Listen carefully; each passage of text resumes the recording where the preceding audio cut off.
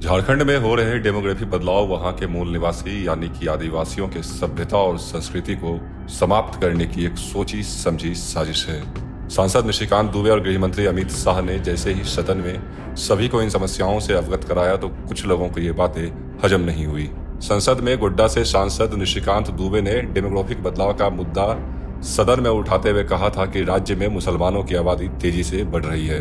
दुबे ने कहा था कि मेरे लोकसभा क्षेत्र में आने वाले विधानसभा क्षेत्र के करीब 267 बूथों पर मुसलमानों की आबादी 117% बढ़ी है। झारखंड में 25 ऐसी विधानसभा सीटें हैं जहां ये आबादी बढ़कर 123% तक पहुंच गई है।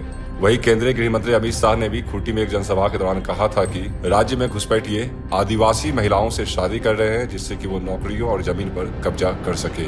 हालांकि कांग्रेस डेमोग्राफिक बदलाव के इन आरोपों को पूरी तरह से नकार कर इसे बीजेपी की विभाजनकारी राजनीति का ही एक उदाहरण करार देती है। लेकिन सच्चाई तो यही है कि आदिवासी बहुल क्षेत्र में जानबूझकर बांग्लादेशी घुसपैठियों के द्वारा आदिवासी कल्चर को खत्म करने का काम किया जा रहा है।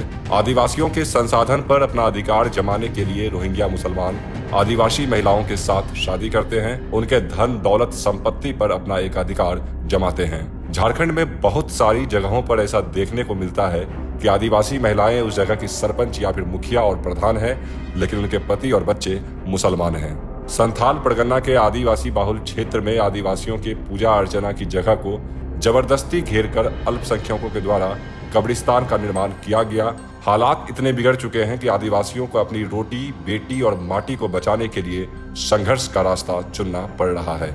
जिस आदिवासी बहुल क्षेत्र में कभी आदिवासियों की बहुलता होती थी, आज धर्मांतरण के कुचक्र में फंसकर वहां पर वो अल्पसंख्यक के तौर पर देखे जाने लगे हैं।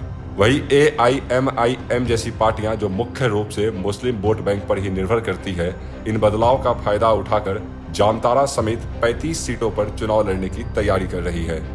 अगर वर्तमान परिप्रेक्ष्य में देखा जाए तो सत्ता, शासन और प्रशासन के सहयोग से एक पूरा का पूरा इकोसिस्टम इन आदिवासियों को जड़ से खत्म करने पर तुली हुई है। दरअसल झारखंड में हो रही बांग्लादेशी घुसपैठ को लेकर याचिका दायर की गई थी। इस याचिका में बताया गया था कि संथाल के 6 जिलों में बांग्लादेशी घुसपैठिए आ रहे हैं, जिसकी वजह से संथाल की जनसंख्या बदल रही है। इलाके में मदरसे बनाए जा रहे हैं, स्थानीय जनजातीय महिलाओं को जाल में फंसाकर वैवाहिक संबंध बनाया जा रहा है। याचिका के कोर्ट में पहुंचने के बाद हाईकोर्ट ने संज्ञान लिया। कोर्ट के संज्ञान के बाद केंद्र सरकार के द्वारा झारखंड हाईकोर्ट में याचिका पर दिए गए अपने जवाब में बताया गया कि झारखंड के संथाल परगना में जनजातीय आबादी में 16% की कमी आई है। ये आबादी संथाल परगना में पहले 44% थी, लेकिन अब ये महज 28% रह गई है।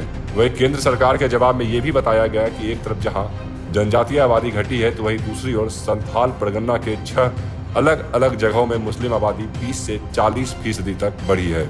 और सिर्फ अपने वोट बैंक की राजनीति के लिए झारखंड मुक्ति मोर्चा और कांग्रेस समेत तमाम विपक्षी दल देश की अस्मिता, अखंडता, एकता और सुरक्षा के साथ खिलवाड़ कर रहे हैं। और इतने गंभीर मुद्दे पर भी इन सभी का चुप्पी साधना वाकई चिंताजनक है, क्योंकि इन्हें तो सिर्फ अपनी राजनीतिक रोटियां सेकनी है और भले ही इसके लिए देश का बेड़ा गर्क क्यों ना हो जाए।